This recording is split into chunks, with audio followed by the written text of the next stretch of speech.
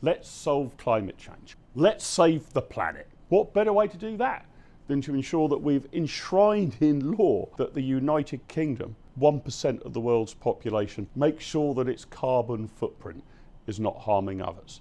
This has been the most expensive economic insanity that we have ever embarked upon. Look, climate change might happen, and it might even happen because of CO2 emissions. But the idea that the UK can get itself to net zero in order to solve it is a myth. It's almost pompous. It matters almost not at all what the UK does with regard to its own carbon emissions. In fact, what we're doing is to kill carbon-based industries at home only to import high carbon-based products from abroad. If we need to save the planet, don't believe that the UK's carbon net zero policy is going to get anywhere close to it whatsoever.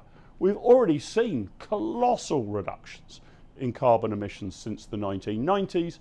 You would have thought that Greta Thunberg and Just Stop Oil would be celebrating this fact, applauding people, giving awards to our politicians for the incredible progress made. But no, I'm afraid that carbon net zero environmentalism has become a religion, not a policy. It's about self-flagellation, not about saving the planet. It's about some sort of riddled middle-class guilt rather than an honest analysis of the science. If the UK stays on the carbon net zero path, if we are determined to make sure our carbon emissions are net zero by 2050, we will have committed economic suicide.